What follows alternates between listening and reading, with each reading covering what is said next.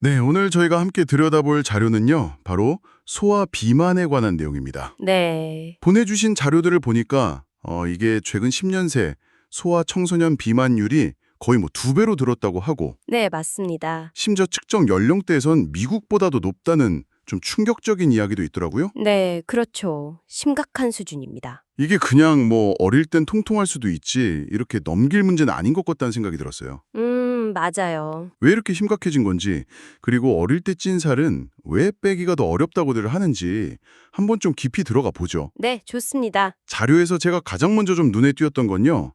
어릴 때 비만이면 성인 비만으로 이게 이어질 확률이 무려 80%. 네, 80% 상당히 높죠. 정말 높은 수치인데 왜 그런 건가요? 특별한 이유가 있나요? 네, 그게 이제 핵심 중 하나인데요.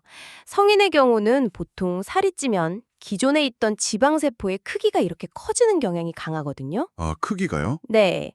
근데 이제 성장기 아이들은 좀 다릅니다. 지방세포의 수 자체가 늘어나 버려요. 아, 세포 개수가 늘어나는 거군요. 그렇죠. 한 번 늘어난 세포수는 이게 성인이 되어서도 줄어들기가 굉장히 어렵습니다. 그래서 이게 성인기까지 비만이 쭉 이어지는 아주 중요한 생물학적인 이유가 되는 거죠. 야, 어떻게 보면 평생 건강의 기초가 좀 흔들릴 수 있다. 이런 신호로 봐야 합니다. 세포수가 늘어난다는 건 정말 아예 좀 다르게 봐야 하는 문제네요. 네, 근본적으로 좀 차이가 있죠. 퍼지는 걸까요? 자료에는 뭐 동맥경화나 지방간 같은 성인병 얘기도 있던데요. 네, 맞아요. 소아비만은 우리가 흔히 성인병이라고 부르는 것들, 예를 들면 고혈압, 당뇨병, 또 고지혈증 같은 만성질환의 조기 발병 위험을 상당히 높입니다. 어릴 때부터요? 네. 근데 여기서 더 주목해야 할 부분은요, 이런 신체적인 문제뿐만이 아니라는 거예요. 아, 또 있나요? 네. 일단 체력이 떨어지고 운동 능력이 감소하는 건 뭐 당연하고요. 그 외에도 이제 외모 스트레스나 주변 시선 때문에 자신감이 좀 하락하고 소극적으로 변하고요. 심리적으로요. 그렇죠. 심한 경우에는 이게 학습 의욕 저하나 어려움으로까지 이어질 수 있다. 이렇게 자료들은 지적하고 있습니다. 아, 심리적인 영향까지 간단치가 않네요. 근데 그 키 성장에도 문제가 생길 수 있다고요. 이건 진짜 부모님들이 걱정하실 것 같은데요. 네, 이거 정말 간과하기 쉬운 부분인데요. 과도한 체지방은 성장 호르몬이 제대로 작용하는 걸 좀 방해할 수 있어요. 아, 성장 호르몬을요? 네, 그리고 또 성호르몬 분비를 막 자극해서 이른바 성조숙증이라고 하죠. 사춘기가 좀 비정상적으로 빨리 오는 현상, 이걸 유발할 가능성도 높아집니다. 그러면 키가 덜 크나요? 네, 그럴 수 있습니다. 성저숙증이 오면 성장판이 좀 일찍 닫혀버리거든요. 그래서 최종적으로 클 수 있었던 키만큼 크지 못할 수가 있는 거죠. 아, 그러니까 장기적인 신체 발달 전체에 영향을 미치는 셈입니다. 그렇군요. 원인도 좀 짚어봐야 할 텐데요. 자료들은 주로 어떤 점들을 지적하고 있나요?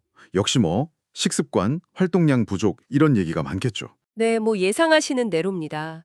아무래도 인스턴트나 고칼로리 음식 위주의 식습관, 그리고 앉아서 보내는 시간이 절대적으로 늘어나면서 신체 활동량이 부족해진 것, 이게 가장 큰 원인으로 꼽히죠. 네, 담음이라는 얘기도 있던데요. 이건 좀 생소했어요. 아, 네. 흥미로운 지점인데 한 자료에서 이걸 한의학적인 개념인 담음하고 연결을 짓더라고요. 담음이요? 네. 이게 뭐냐면 몸 안에 불필요한 노폐물이나 수분이 딱 정체되어서 순환을 막는 그런 상태를 의미해요. 그래서 겉보기에는 체격이 커졌을지 몰라도 활동 부족으로 몸의 어떤 에너지 순환, 그러니까 기력은 오히려 약해져서요. 더 쉽게 살이 찌는 악순환에 빠질 수 있다는 거죠. 아, 기력이 약해져서 순환이 안 되고 살이 찐다. 네. 그래서 때로는 이런 순환을 좀 돕는 한의학적인 접근, 보약 같은 처방이 필요할 수도 있다. 이렇게 제안하기도 하고요. 결국은 생활 습관 전반의 문제다. 이렇게 봐야겠네요. 그렇죠. 총체적인 문제죠. 자, 그럼 해결책은 뭘까요? 자료에 보니까 7가지 생활관리 규칙, 이런 실천 방안들이 제시되었던데요. 좀 중요한 포인트 몇 가지만 짚어주시죠. 네. 가장 강조되는 건 역시 가족 전체의 노력, 그리고 부모님의 모범입니다. 아, 역시 가족이 중요하군요. 네. 그냥 아이에게만 이거 먹지 마, 운동해, 이렇게 하는 방식으로는 효과를 보기가 어렵다는 거죠.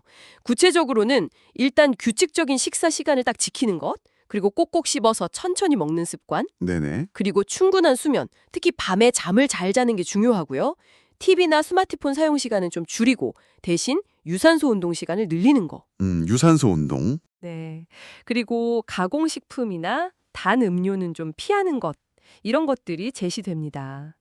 근데 여기서 중요한 관점은요. 이걸 단순히 살 빼기로만 보면 안 된다는 거예요. 아, 살 빼기가 아니다. 네, 그보다는 건강한 생활 습관을 형성하는 과정이다. 이렇게 좀 더 크게 봐야 한다는 거죠. 그렇군요. 습관 형성. 네, 그리고 또 한 가지 주의할 점은 성장기 아이들이잖아요. 무조건적인 음식 제한은 오히려 성장을 방해할 수 있으니 조심해야 합니다. 자료에서 재밌는 비유를 들던데 키가 1cm 크는 것이 체중 1kg 감량 효과와 맞먹는다. 뭐 이런 식으로요.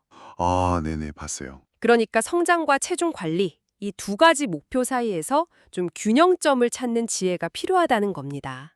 자, 이 모든 건 좀 종합해보면요. 결국 소화비만이라는 게 단순히 아이 한 명의 어떤 체중 문제가 아니라 그 장기적인 건강, 또 삶의 질, 그리고 현대사회의 생활 방식과 아주 깊숙이 연결된 복합적인 문제다. 이렇게 이해할 수 있겠네요. 네, 맞습니다. 그래도 뭐 꾸준한 노력과 가족의 지지가 있다면 충분히 관리하고 또 개선할 수 있다. 이런 희망적인 메시지도 함께 담겨 있는 것 같고요. 네, 그렇죠. 핵심은 역시 어릴 때 지방세포 수가 늘어날 수 있다는 점, 이걸 기억하는 거 하고요. 그리고 식습관, 신체 활동, 뭐 호르몬, 성장, 심리 상태까지 이 모든 것이 정말 복잡하게 얽혀 있다는 사실을 이해하는 겁니다. 그래야 좀 근본적인 해결책에 접근할 수 있겠죠? 네. 자, 마지막으로 당신이 한 번쯤 생각해 볼 질문을 던지면서 마무리할까 하는데요. 네. 자료들은 주로 가족의 역할을 많이 강조했지만 과연 이것만으로 충분할까 하는 생각이 들어요.